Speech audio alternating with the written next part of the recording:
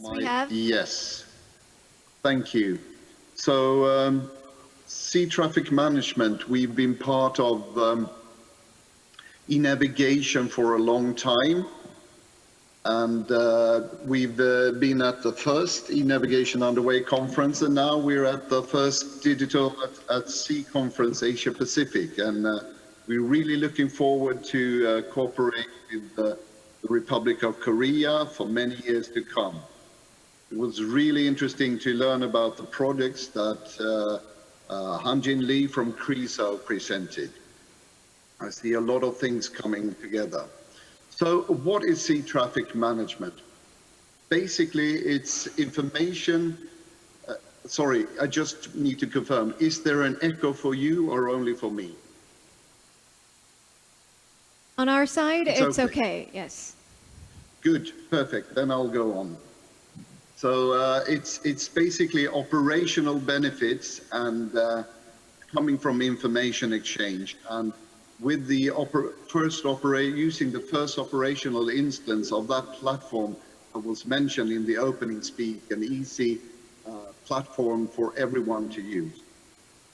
And going towards decarbonization, here are three measures that sea traffic management helps decarbonization by doing other stuff that gives us benefits, by sailing safer, by loading faster, and by sailing slower. So let's dig into the details. And we start at sailing safer. In one of our projects, we looked at the archipelagos between Sweden and Finland. And how could we do meeting optimization here? Because in this area, we sail 5 to 6 hours in Sweden and in Finland even more. And it's very narrow and many places where ships cannot meet.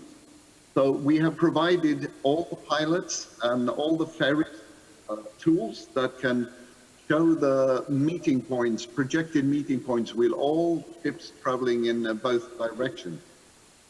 And then the pilot and the captains can move the meeting point to just speed.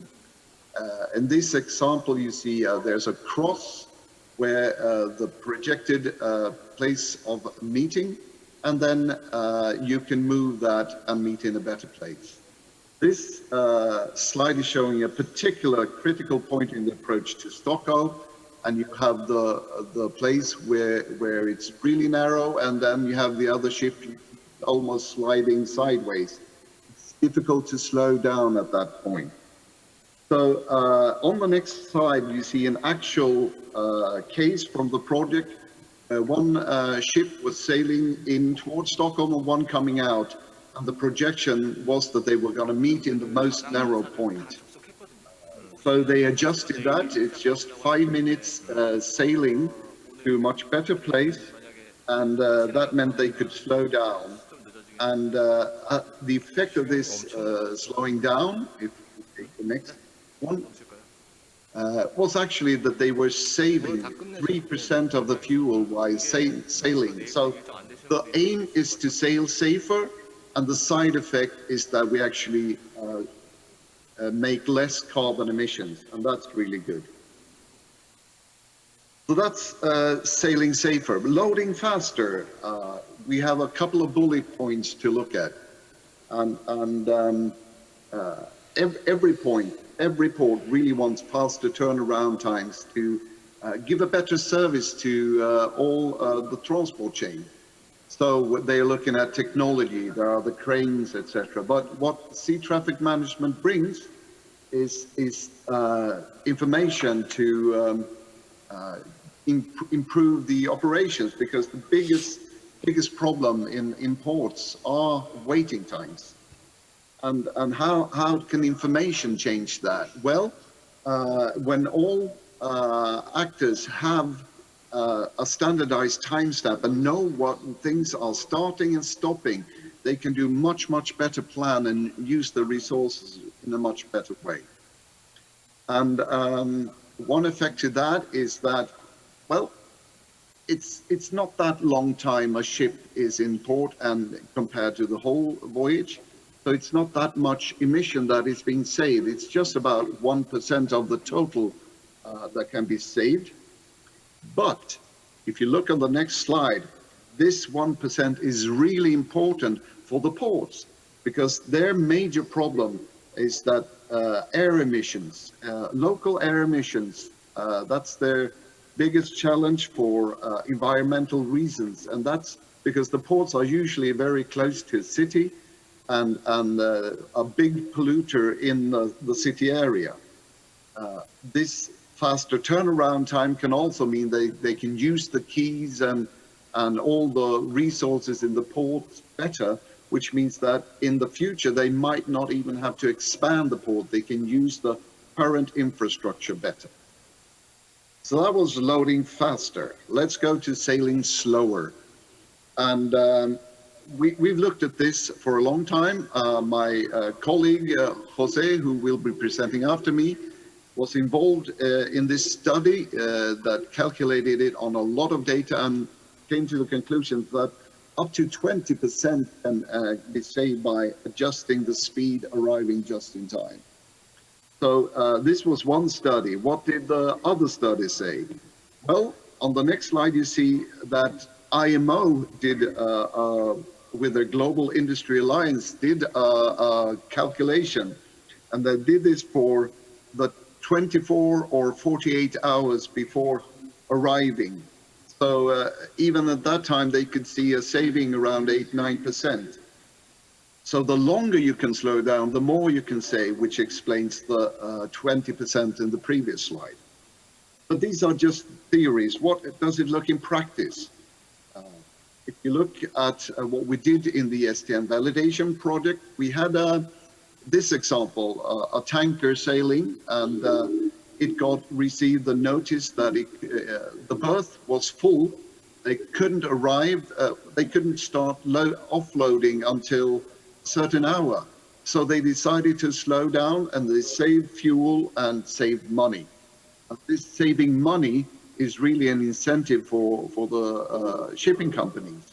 So that's good, because that's what we want. We want them to be winners. We want all involved actors to be winners. And then the biggest winner will be the actually climate. So this happened then. What happens now? On the next slide, you can see how it's taken. This is spreading. This is in operations in the port of Tangier Med, using systems in port and systems on board the ship, and they can really achieve savings. What does this mean for the ports? Well, it's not just information sharing, but it's also changing some of the rules. This rule has been happening through the maritime world for a long time. First come, first serve. But that means that everyone is steaming ahead and then wait. What we have replaced it in some STM projects, and being in operations, continued operations after the project, is replacing the first come, first serve procedures with a queue system with slot times. And that is common practice for container shipping, but they, in this port, they've introduced its slot times at their energy terminal. So tankers and other wet bulk are actually now sailing just in time to this port. And that's one part of the maritime industry where there is the most potential. So now I want us to get in the groove. And if you recognize the lyrics, it's from a Daft Punk song. Work it harder, make it better, do it faster, makes us stronger.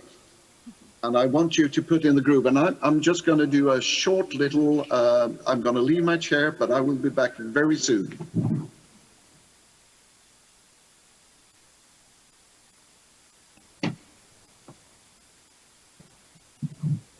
Because to get in the real groove, you need to have the disco ball turning.